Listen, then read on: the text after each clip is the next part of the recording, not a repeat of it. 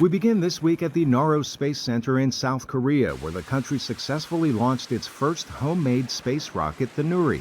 Engineers built it using only Korean rocket technologies. Nuri carried a mostly dummy payload to orbit, but the successful flight marks a major milestone for the Korea Aerospace Research Institute, or KARI. The flight revitalizes the country's space program and could help South Korea reach its goal to have its own 6G wireless networks, spy satellites, and lunar probes.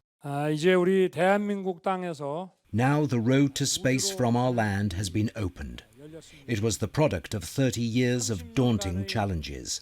From now on, the dreams and hopes of our people and our youth will extend into space. Nuri also carried a performance verification satellite that should help scientists prepare for future launches. KARI and the United States have been working on a lunar orbiter which could land on the moon by 2030. In other news, NASA fueled its massive Space Launch System, or SLS, moon rocket for the first time. It was the agency's fourth try to fuel more than 4.5 million liters of super-cold liquid hydrogen and oxygen into the SLS. A host of technical issues doomed previous flights, and while NASA discovered a leak Monday, they pushed on with the test. Engineers had hoped to reach the 9-second mark in the test countdown, but the launch rehearsal didn't cooperate, inexplicably stopping prematurely at 29 seconds. No word yet on the cause, but NASA hopes to launch the SLS as early as August. Meanwhile, in Wales, engineers build the first satellites to be launched from the UK.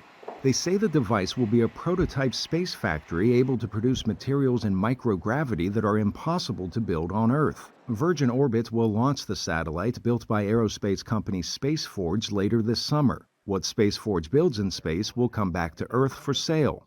Also this week, NASA inducted astronauts Chris Ferguson, Sandy Magnus, and David Liestma into the Astronaut Hall of Fame.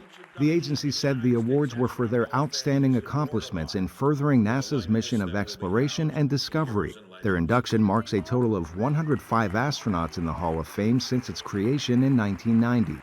Finally this week, pieces of a Chinese space rocket streaked the night sky over Spain. The CZ-2F rocket that launched earlier this month carried crew members to the Chinese space station. Skygazer Manuel J. Cruz, who shot this video, said it was the most spectacular thing he'd ever seen in the sky.